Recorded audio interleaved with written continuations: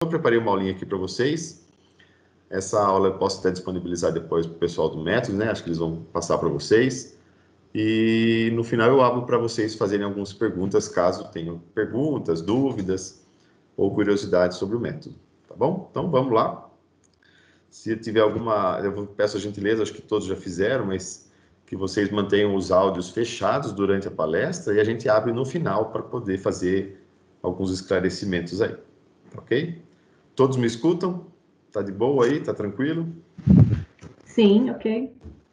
Beleza, então tá jóia. Então vamos lá. Obrigado. Bom, gente, o conceito Maitland, né, eu vou falar exclusivamente do Maitland, tá? Mas considere isso para qualquer fisioterapia manual.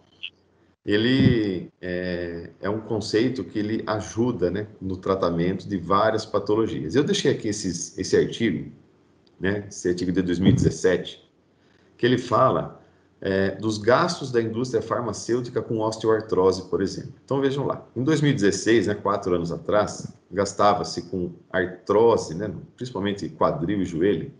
Isso são dados, né, gente, europeus e americanos. Não tem dados brasileiros aqui, tá? Então, são 5 países europeus, os Estados Unidos e o Japão, tá? Gastava-se, então, 1,6 bilhões de dólares, né? 10 anos depois, né? Aqui, ó, 6 anos, ao invés de cair, né, o gasto da indústria farmacêutica com esse tipo de situação, ele tende a aumentar, né? A perspectiva é que aumente. Vai praticamente mais que dobrar o gasto com osteoartrose. Ou seja, gasta-se muito, né, com medicamento, e nós sabemos que uma fisioterapia bem feita, né, é uma fisioterapia que gera muita economia para todo mundo, né? Para o paciente, para o convênio, para o sistema público, e a gente vai falar um pouquinho sobre isso durante a aula também, ok? Eu deixei aqui algumas publicações, eu não vou entrar no mérito de cada uma delas, né? Mas eu deixei algumas publicações, vejam que são publicações antigas, gente, porque são publicações do Geoffrey Maitland, que é o precursor da técnica, né? Então, o Maitland, ele fez muitas publicações das suas terapias, tá?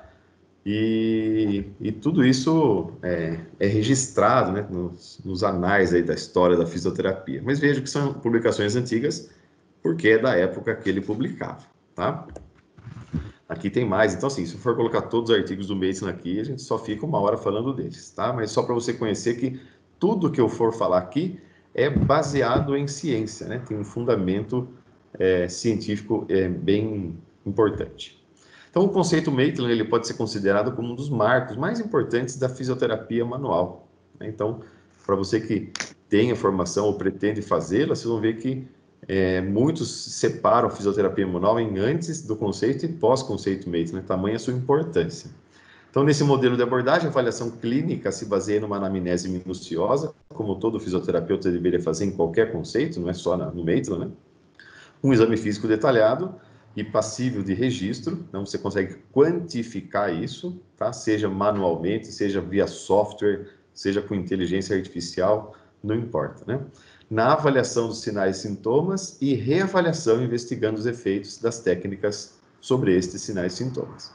Ao utilizar a filosofia de Maitland, nós, fisioterapeutas, somos encorajados a formular e testar várias hipóteses para encontrar o melhor método de tratamento. Então, basicamente, a gente conceitua o Maitland dentro de um processo extremamente rigoroso, minucioso de avaliação. Eu creio que se você trabalha com respiratória, com neurologia, com fisioterapia ortopédica, desportiva, não importa. Você precisa ter um processo avaliativo, né, extremamente bem feito, porque é com esse processo bem feito que você consegue convergir um bom tratamento. Isso faz com que a terapia do seu paciente seja uma terapia mais rápida, né, para ele. Bom para todo mundo. Esse é o cara, né, Geoffrey Douglas Maitland. Ele foi aluno, né, de James Siriax, o conhecido Siriax aí também da fisioterapia. Ele era australiano, né? Ele desenvolveu o conceito dele há 40, com 20, 60 anos atrás, já faz um tempinho. baseado em exames físicos, né? É um grande defensor do uso de movimentos de baixa amplitude e se baseia numa anamnese minuciosa e graus de mobilização, ok? Aqui, gente, é um artigo espetacular do Maitland, que ele publicou, né, junto com outros colegas, também importantes na fisioterapia, como James Manel, por exemplo, e Siriax. Ele fala que não é fácil você ensinar manipulação vertebral. Não é tão simples, né? Não é só chegar e ficar aí 5, 10 minutos com o seu aluno, com o seu colega e ensinar, porque o processo para você chegar nessa manipulação vertebral é um processo extremamente árduo, né? Você tem que passar por algumas etapas, tá? Então, é legal esse artigo, se você tiver interesse, né? É só você copiar aí o nome dele depois, que você consegue buscar esse artigo de 1963, né? Já faz um tempinho já. E nesse artigo ele fala, né, da diferença também entre manipulação vertebral ou articular e mobilização, se há diferença ou não entre elas. Então, o raciocínio clínico do conceito, por si só, o diagnóstico não deve definir só o seu tratamento, e esta abordagem, ela tem que ter alguns passos, né? Primeiro, uma observação bem feita, fisioterapeutas bons têm bons olhos, né? Uma avaliação clínica e uma avaliação funcional. E aqui eu deixei alguns casos clínicos para a gente poder discutir, que vocês, se trabalham, né, com fisioterapia manual, dentro de clínicas ou consultórios, vocês, por exemplo, já devem ter recebido esse tipo de situação. Então, algumas hérnias discais, por exemplo. Então, esse paciente, sexo masculino, 34 anos, ele tem uma dor nas costas, uma dor lombar, e na perna esquerda, então uma lombociatalgia, né? Sempre quando corre acima de 5 quilômetros, né? Corrida de rua e tal.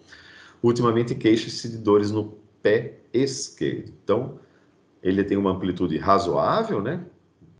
Uma ligeira retração aqui da musculatura posterior, de membros inferiores, e essa queixa dele. Já essa paciente aqui, um pouquinho mais experiente aqui, com 41 anos, também dor lombar, irradiada para a perna direita. Mas vejam que do primeiro, né, para o segundo, nós já temos uma melhora importante na amplitude de movimento. Então, as retrações aqui, elas não são importantes.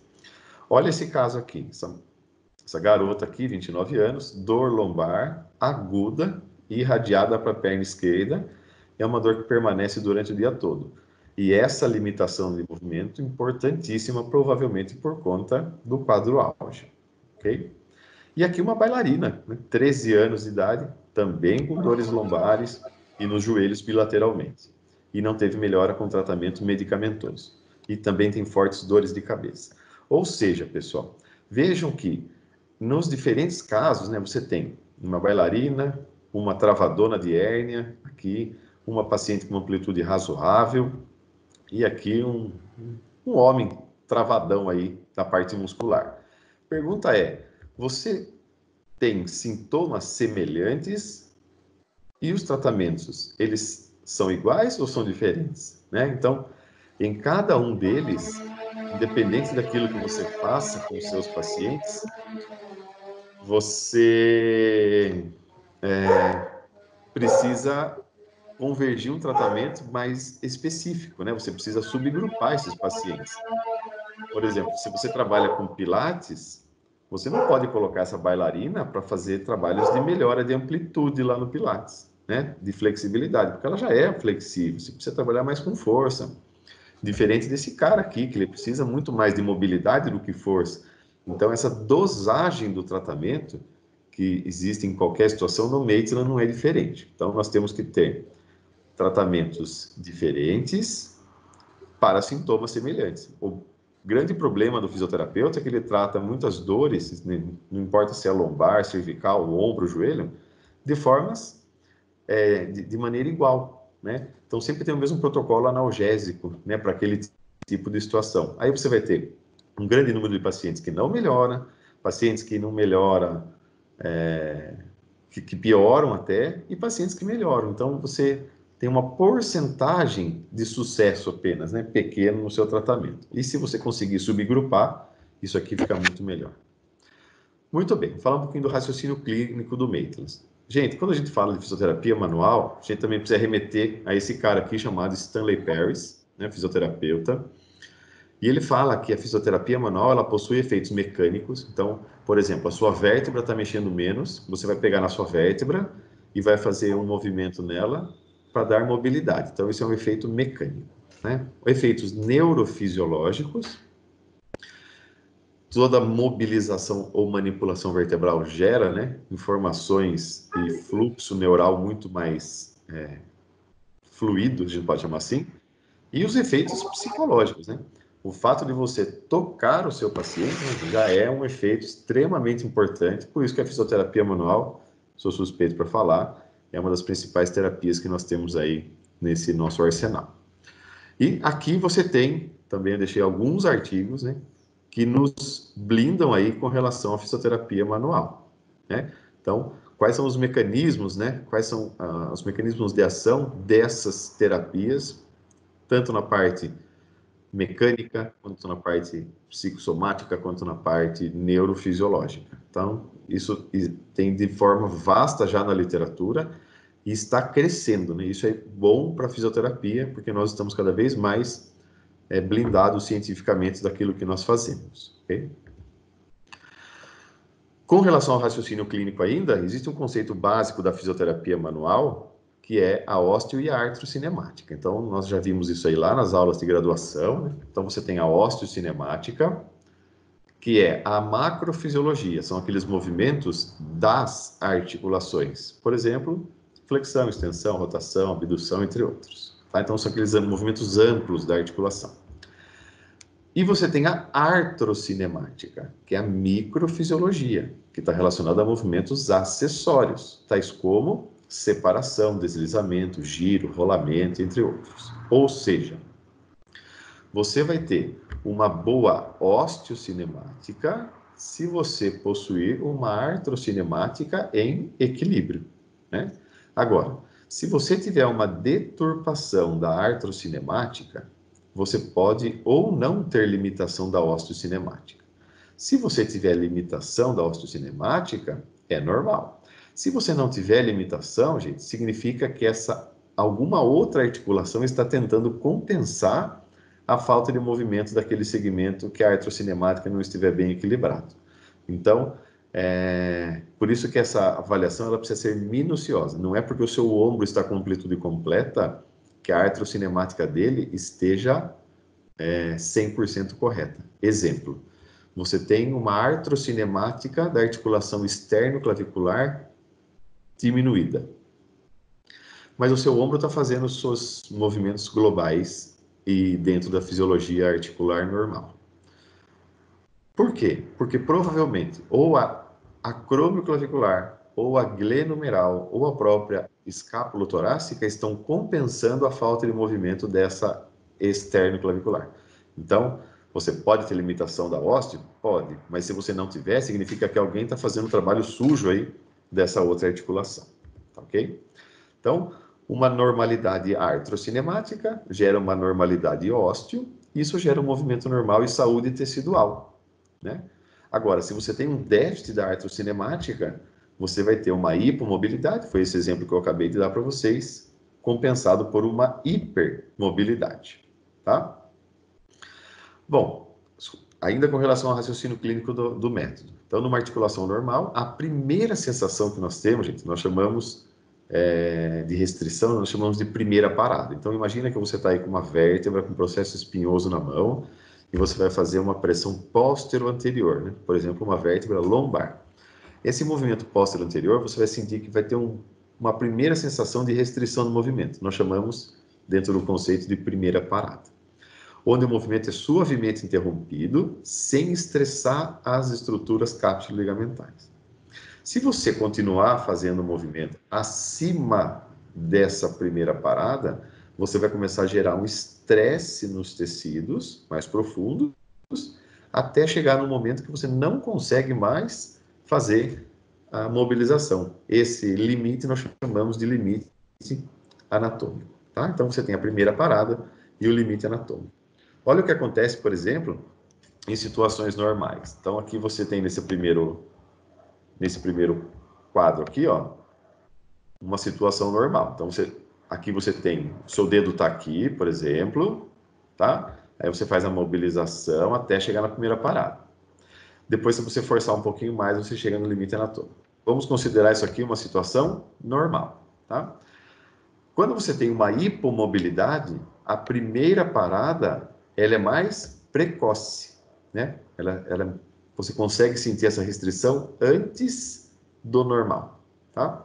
E quando você tem, né, isso na hipo, né, gente? E quando você tem uma hipermobilidade, o que acontece? Essa primeira parada, ela vai existir, só que ela é muito próxima do limite anatômico. Certo, gente? É muito fácil você entender isso na teoria. Agora, quando você deita o seu paciente e começa a fazer isso, essa prática, ela requer, ou melhor, essa sensação, ela requer prática, ela requer tempo, ok? Então, eu tenho dificuldade em fazer isso. Faça bastante vezes que você vai ter muito mais facilidade, tá?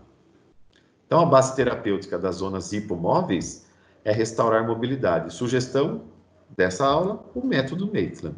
Marco, o que eu faço com as zonas hipermóveis? Você tem que fortalecer, né? Você tem que dar dinâmica para a articulação. O que você faz? Atividades de fortalecimento supervisionada, pilates é extremamente importante nesse caso, desde que bem feito por profissionais capacitados, né? Musculação terapêutica, musculação, crossfit, se bem orientado, né, também. Então, esse fortalecimento ele é necessário, sempre supervisionado, tá? Então, aqui um exemplo de uma hipo e de uma hiper, uma situação normal, de uma inclinação, onde todos... Isso é uma situação hipotética, tá, pessoal?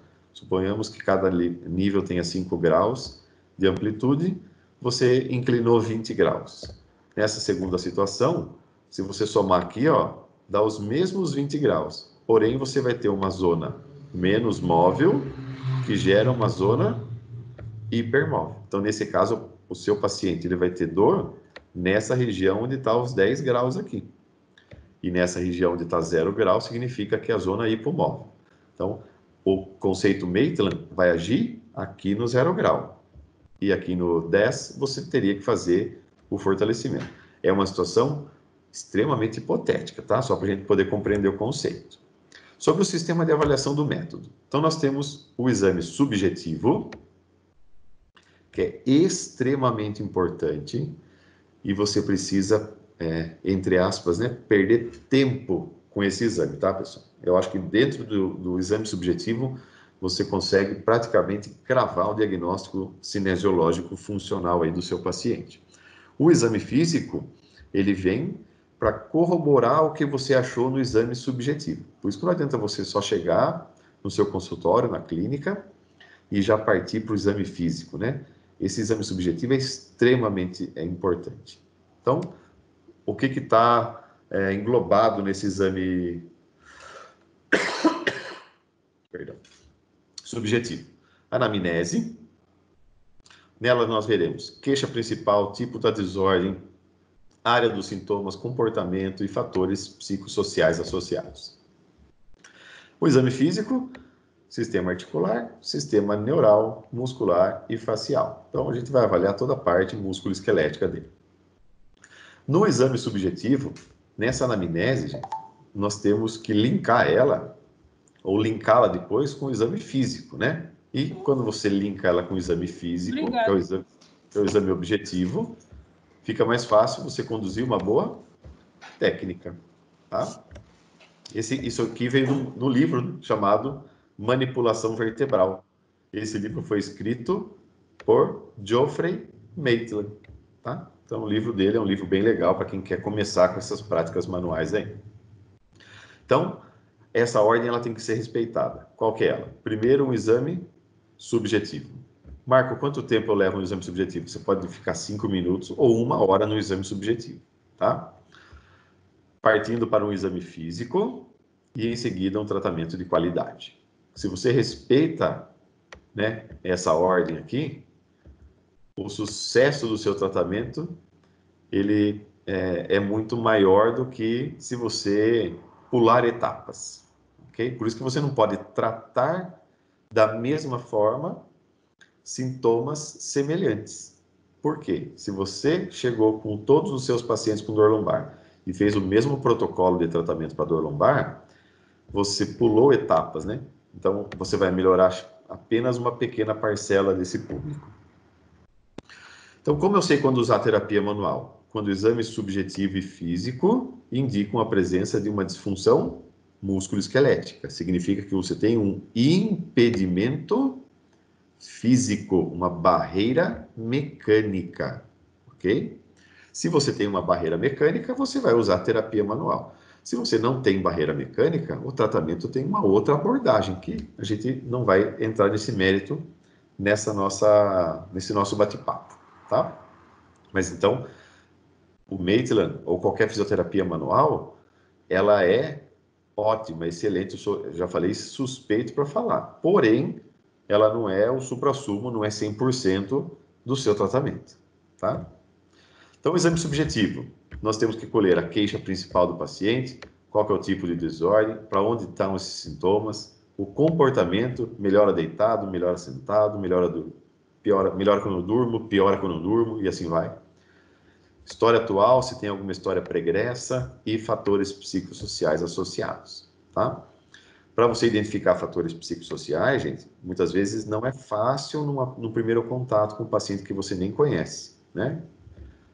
Aí você tem alguns questionários que podem abordar isso aí e jogar você para uma abordagem menos física ou não, tá? Então, tem alguns questionários aí, o mais famosinho deles aí, talvez o mais fácil de aplicar, é o Start Back, né? Screening Tool. Mas se você colocar Start Back questionário fisioterapia lá no Google, são 9 perguntinhas bem simples e o paciente ele responde e você já vai direcionar o paciente para um tratamento psicossomático ou não, tá? Então, a queixa principal, né? O paciente ele tem várias queixas, mas qual que é a principal dela? Difícil o paciente ter uma queixa só, né? O tipo de desordem, se é dor, rigidez, fraqueza, instabilidade, a área dos sintomas, isso é importante. O paciente ele consegue apresentar de forma clara ou não, isso aí é um dado extremamente valioso, né, na sua anamnese. Como esses sintomas se comportam, tem paciente que ele consegue ser extremamente meticuloso nas respostas. Tem paciente que é totalmente confuso, né? Então, a gente, como fisioterapeuta, tem que conduzir essa entrevista de modo que ele tenha mais discernimento nas respostas, se a gente conseguir fazer isso. A história atual, a história passada, se já teve traumas, cirurgias, quedas, entre outros, né? E os fatores psicossociais, né? Quais são as reações ao estresse, né? Essas reações, gente, são do livro Avaliação Musculoesquelética, né? Do David Magee, né? E David Magee, que ele tem a baia dele é lá na Universidade de Alberta, né, no Canadá. E Magee está vivo ainda, né? E as reações ao estresse: dor, ansiedade, apetite alterado, ou falta de fome, ou come que nem um louco, né? Você vê nessa época de quarentena que o nível de estresse das pessoas aumenta por vários fatores, né? Esse enjaulamento, né? E às vezes com problema financeiro ou não. E aí você vai descontar onde? Você vai fazer pão. O que eu vejo de gente fazendo pão, tá escrito pão, esfirra, pizza, né? Então as pessoas estão descontando tudo na comida aí. Fadiga crônica, dificuldade de concentração, distúrbios do sono, entre outros, tá? Então você tem que ficar atento aos fatores psicossociais. E o exame físico? O exame físico, a gente já falou há pouco, ele é baseado, né, na avaliação do sistema muscular, no sistema neural e no sistema articular. Gente, sistema articular, sua vértebra, a sua articulação está mexendo dentro dos limites fisiológicos dela ou não? O seu músculo, no sistema muscular, está mais fraco ou não? Você está com algum componente, né, neural associado, alguma retração neural, precisa de uma mobilização neural ou não? É isso que você vai fazer, né? Tudo isso você aprende lá na sua graduação, né? A gente só aprimora isso, né, com as formações depois. Então, a gente acabou de falar, sistema articular, movimentos, sistema neural, testes neurodinâmicos, sistema muscular, teste de força, tá? E o exame se dá, primeiro, um teste fisiológico ativo, né? Então, rode o seu pescoço da esquerda para a direita, levante seu pescoço e abaixe, abra seu braço e feche. Então, são testes fisiológicos que você pede para o paciente fazer. Depois, você vai associar avaliação fisiológica passiva. Então, você vai pegar o pescoço dele e vai ver se vai fazer extensão, ou flexão, ou rotação. E, por fim, a avaliação acessória passiva. Tá, gente? Vamos pegar aquele exemplo do ombro. Por exemplo, a pessoa chega para você com uma dor no ombro direito. Teste fisiológico ativo. Dona Maria, abre e fecha o braço, põe ele para frente e para trás. Segundo passo, você pega no braço dela e faz os movimentos. Terceiro passo, você vai articulação por articulação fazendo aqueles movimentos acessórios, giro, deslizamento, entre outros. Tá? Então, esse é o passo a passo do conceito Maitland. Tá? A gente já falei sobre isso, eu vou passar aqui. Então, os marcos básicos do conceito, né? Eles são fincados aqui numa avaliação sempre continuada. Gente, não tem como. A avaliação, ela tem que ser feita em todas as sessões, não é uma vez só, tá? As respostas, movimento, dor e adaptação do tratamento ao episódio descrito pelo paciente e, por fim, o modo de pensar específico, né, quando ligado a um determinado diagnóstico. Então, esse passo a passo aqui, né, ele é fundamental dentro do conceito Maitland. Então, quais são os graus de mobilização do conceito? Vejam só.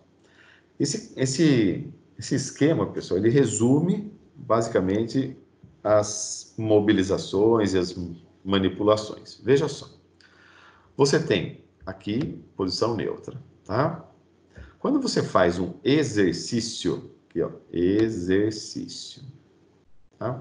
Você trabalha com o que nós chamamos de movimento ativo. Então, se você olhar aqui, ó, essa linha do exercício, ela está limitada aqui no movimento ativo, tá? Então, faça flexão, faça extensão, faça abdução, enfim. As técnicas de mobilização, elas trabalham com o movimento passivo. Então, o movimento passivo, ele vai chegar na barreira elástica. Barreira elástica é até a primeira parada, que a gente viu lá naquele slide anterior. E as técnicas de ajuste, né, que você vai fazer com alta velocidade ou não, são técnicas que vão chegar na barreira anatômica, tá bom? Então, exercício, movimento ativo, técnicas de mobilização, chega até a barreira elástica, e as técnicas de ajuste passam a barreira elástica e chegam na barreira anatômica. Essa distância entre barreira elástica e barreira anatômica, ou primeira parada e barreira anatômica, é sinônimo, nós chamamos de jogo de junta, tá? Então, o jogo de junta é a faixa fisiológica de movimento entre a primeira parada, que é isso aqui, com o limite anatômico, tá bom? E aí você tem os graus de movimento, né? Os graus 1, 2, 3 e 4. Então, gente, é um esqueminha que fica fácil de você entender, tá? Aqui você tem a pele do seu paciente. Pessoal, eu acho que tem alguém com o microfone aberto. Se possível, feche o microfone, só para não conectar dois áudios assim, tá bom? Por favor. Então, aqui você tem a pele e aqui você tem o final. O final nós chamamos aqui de limite anatômico, tá ok? Então, você tem os graus de mobilização. 1, 2, 3, 4. Então, você tem o primeiro grau de movimento, você trabalhando da pele até a metade do caminho entre a primeira parada. Então, é uma coisa muito sutil, né? Poucos gramas de pressão. O segundo grau de movimento, gente, é quando você vai da pele até você sentir aquela primeira restrição, que nós chamamos de primeira parada, ok? Já o terceiro grau de mobilização é quando você vai até a primeira parada e a partir dali você chega no limite anatômico. Então, da primeira parada até o limite anatômico, da primeira parada até o limite anatômico. E por fim, o quarto, você vai ter o final, né, do processo. Então, você vai chegar na primeira parada, vai passar metade dela e quando chegar próximo do limite anatômico, você vai oscilar lá no final. Então, é uma mobilização que requer um pouco mais de pressão, né? Um pouco mais de força. Força talvez não, né? Não é a palavra certa, mas é um pouco mais de pressão mesmo do terapeuta, tá? Espero que tenha ficado claro esses graus de movimento. Aqui é a mesma coisa, né? Então, em verde você tem a primeira parada, em laranja o limite anatômico. Então, graus 1 e 2 é até a primeira parada, graus 3 e 4 a partir dela até o limite anatômico. E aqui você tem as indicações, né? E como que é feito cada uma delas. Por exemplo, grau 1 são leves oscilações que não se aproximam da primeira parada. Grau 2 são oscilações um pouco maiores até a primeira parada. Grau 3, a partir dela. Grau 4, já no finalzinho. Marcos, você não falou do quinto grau. O quinto grau, gente, não é mobilização, né? O quinto grau já é aquela manipulação articular, onde você faz um thrust de alta velocidade, tá? E pequena amplitude. Então, nós chamamos na osteopatia de thrust, nós chamamos no conceito Maitland de grau 5, nós chamamos na quiropraxia de ajuste, nós chamamos na fisioterapia manual de low amplitude, né? E high velocity, que é baixa amplitude e alta velocidade. Então, é tudo a mesma coisa, falado de forma diferente. Quando você quer tratar dor, você usa os graus 1 e 2, certo? Ou seja, você não passa da primeira parada, certo? Quando você quer tratar rigidez ou limitação articular, aí você trabalha os graus 3, 4 e o quinto, tá? Então, você pode usar tanto uma fase álgica quanto apenas numa fase de rigidez. Então, veja que o conceito MET é uma técnica bem ampla, né? Você consegue trabalhar em vários âmbitos aí, processos de reabilitação. Como que você seleciona as técnicas? Gente, é uma coisa muito simples, né? O exame subjetivo, ou no exame subjetivo, você vai ter a queixa principal do paciente. Você vai ter que tratar. Se ele reclama de uma incapacidade de olhar para trás, por exemplo, quando dá marcha ré no carro, então você escolherá uma técnica que aumente a rotação cervical para esse paciente poder olhar para trás e fazer uma marcha ré, tá? Então, a queixa principal ela não pode ser negligenciada de forma alguma, tá? E o exame físico, né, que se baseia aqui em movimentos fisiológicos, movimentos passivos fisiológicos e os movimentos acessórios, eles vão te orientar em como fazer com que esse paciente consiga aumentar a rotação, né? Se você vai trabalhar só com movimentos ativos, se você vai trabalhar com movimentos passivos e se você vai trabalhar com movimentos acessórios. Agora, o segundo e o terceiro você não consegue pedir para ele fazer em casa, até dar o segundo, tá? Mas você pode pedir para ele fazer o primeiro em casa. Então, além de ser uma técnica boa para o fisioterapeuta, como uma ferramenta de tratamento, é uma boa técnica de orientação para o paciente seguir com o tratamento em casa, né? Que isso é importante agora. Se ele vai fazer ou não, são outros 500, né? Você, como fisioterapeuta, um bom profissional da saúde, você precisa dar suas orientações e fazer o seu trabalho. A partir dali, depende dele, né? E eu sempre deixo essa responsabilidade 80% do tratamento no colo do paciente, né? Fala, quem vai se curar é você, né? Porque o paciente, como todo bom ser humano, né, pessoal, eles gostam que algo ou alguém resolva o problema dele, né? E a fisioterapeuta ou o fisioterapeuta é aquela muleta para o banco, né? Então a gente precisa dar um chute nessa muleta aí e fazer com que ele ande sozinho. Já falei sobre isso, né? Tratamento para dor, graus 1 e 2, e para amplitude 3 e 4. Então, tá bem claro isso aí dentro do conceito, tá? Só vou passar aqui, desculpa. Aqui. Você pode, gente, aos poucos, variar dentro do método, né? Então, não dá para a gente, em uma hora, ensinar conceito método. Estou dando só uma explanação sobre ele, né? E o seu raciocínio clínico.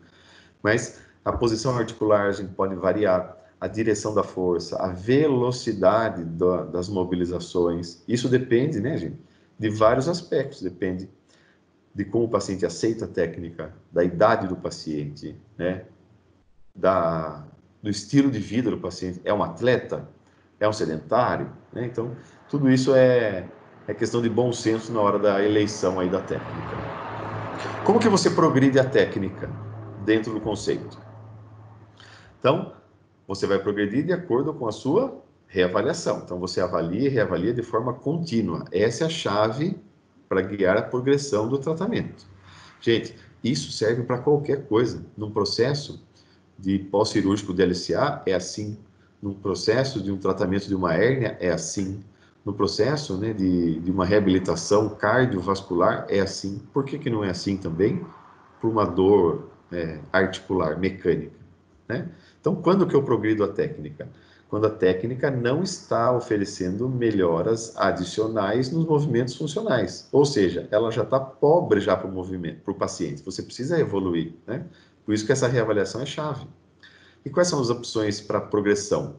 Você aplicar a técnica no final da amplitude, ou numa posição mais próxima à posição dolorosa, né? Ou com descarga de peso. E essas variações, elas são inúmeras no conceito, tá? Então, tudo isso tem que ser muito bem conduzido, e essa boa condução, repito, depende de uma boa reavaliação constante, tá? Indicação do método, gente. Quando que eu trato, né, um paciente com mobilização ou manipulação articular? Então, o seu sucesso será ampliado se você souber quando a terapia manual é indicada e quando outras formas de tratamento são mais apropriadas. Então, as informações obtidas no exame subjetivo e físico guiam suas decisões clínicas. Pessoal, vocês já devem estar por dentro, né? Mas não se baseiem, né, em exames de imagem para você tratar o seu paciente, né? Você não trata exame, você trata gente, né? O exame de imagem, ele complementa um diagnóstico ou ele confunde o paciente, das duas, uma, ou as duas, né? Às vezes o paciente está com uma dor nas costas, ele não sabe o que é, ele procura um centro diagnóstico né, para fazer um exame de imagem mais apurado e descobre uma hérnia discal. Nossa, paciente com um diagnóstico de hérnia discal, gente, ele parece que é uma sentença de morte para ele, né? Porque ele para de fazer atividade física, ele para de sair para eventos sociais, ele limita, ele fica cinesiofóbico, né? Então, a primeira coisa que a gente tem que fazer com esse paciente que tem um exame de imagem em mãos é fazer com que ele perca, né, esse medo e encare o problema como uma coisa natural, e é natural, né? Se você tem aí 50 anos ou mais, pô, é inevitável que você não tenha uma hérnia discal, uma protusão discal, uma degeneração, né?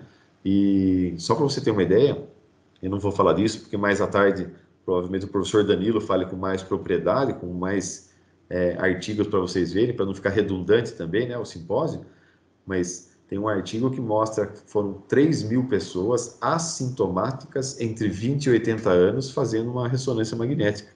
E descobriu-se que 86% desses pacientes têm discopatia, assintomáticos.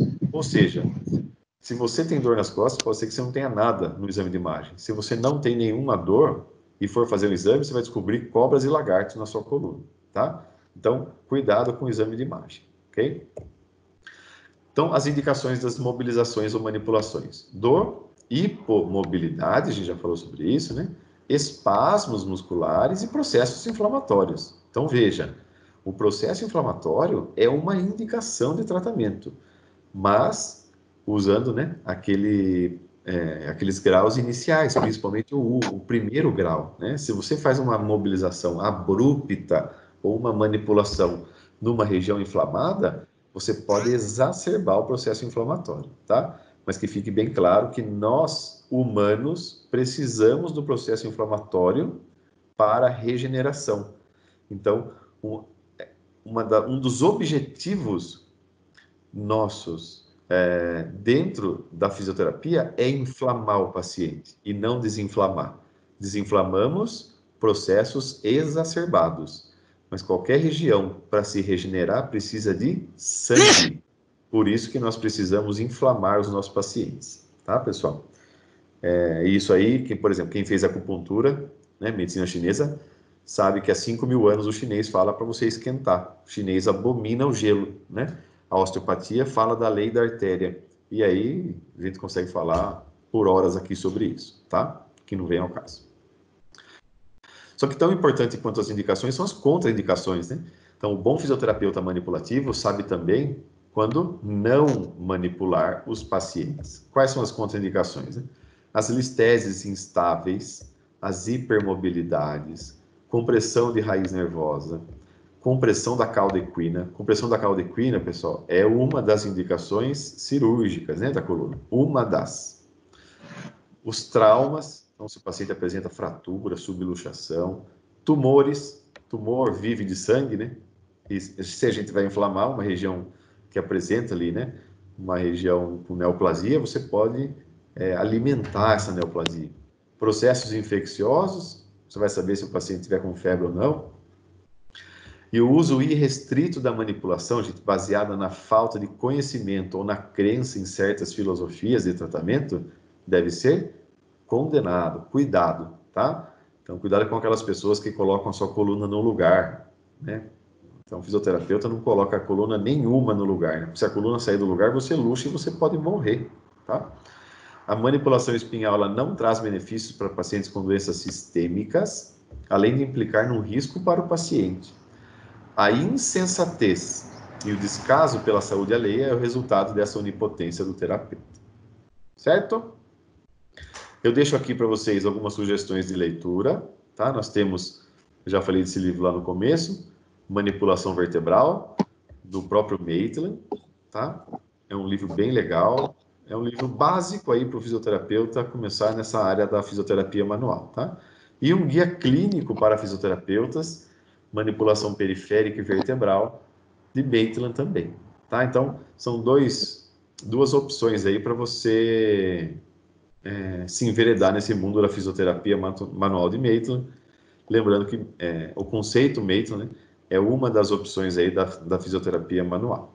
Tá ok, pessoal? Então, vou deixar uma última mensagem aqui para vocês, junto com o meu contato.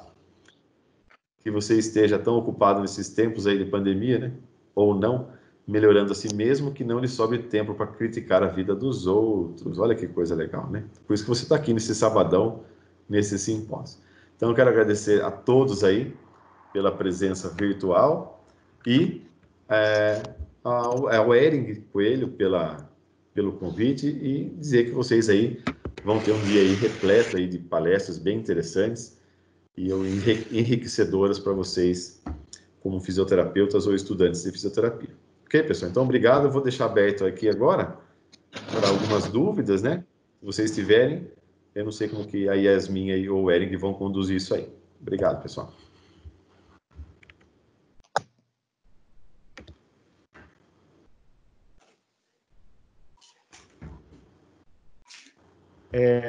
Pessoal, aqui é Ering falando.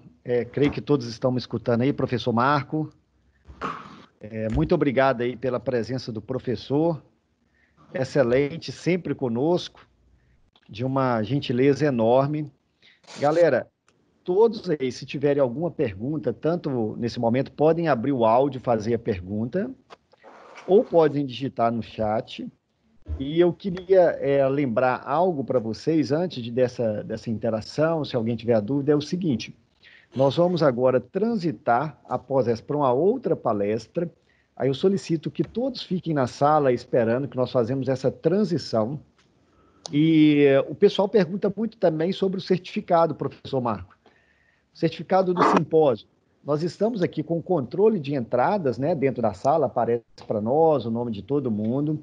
No início eu falei que nós iríamos enviar até sexta-feira da semana que vem para todos, e ele continua afirmando isso, nós vamos enviar, e com a participação de todos aqui, é como se fosse uma lista de chamado, uma lista de presença, aliás, né, do simpósio, ela está aqui conosco, e nós vamos fazer essa emissão para aqueles que participarem durante todo o dia, e sempre vamos pedir para guardar esse momento de uma palestra para outra. Nós vamos ter a próxima palestra, depois nós vamos ter um intervalo até próximo de 14 horas, né? 14 horas vai iniciar a parte da tarde e vamos fazendo esse controle ali. Tem um grupo do Telegram, pessoal, quando vocês entrarem nesse grupo, clicando aí no link que foi enviado tanto por e-mail quanto para o WhatsApp de todos, vai facilitar muito para vocês receberem notícias a todo momento desse simpósio, nesse dia, né?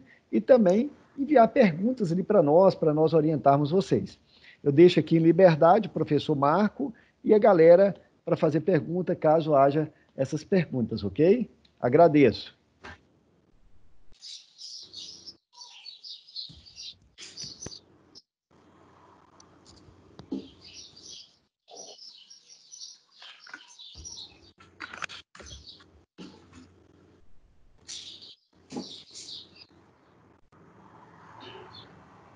professor. Oi, querido. Uma dúvida que eu tenho, que muita gente sempre me pergunta, a gente pode fazer essa manipulação em pessoas mais velhas, assim, idosos, assim, não no limite maior, mas em pequenos graus, ou você não recomendaria? Como é seu nome?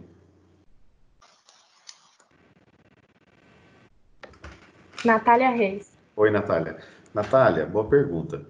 Natália, na verdade, assim, idade não é contraindicação, ok?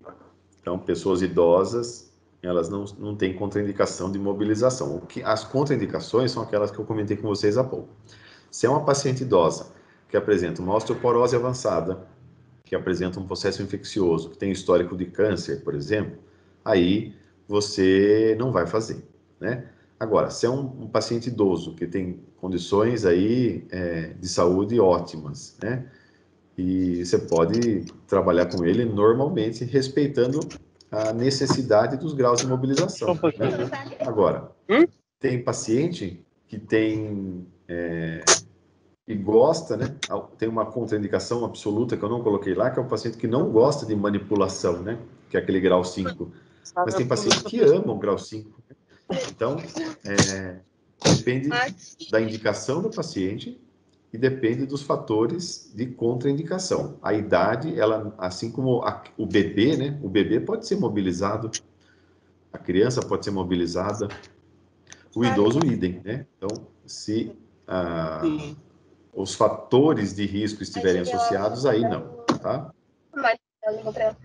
Ficou batendo mal papo. Você espera. Tá, obrigada. Nada. Ai, por que apareceu? Olha lá. São Tarcísio. Não é essa rua, não. Não? Não é Matias Alves, não. Mas não... Alexander, do jeito que eu te falei, com CS. Ah, tá. Peraí.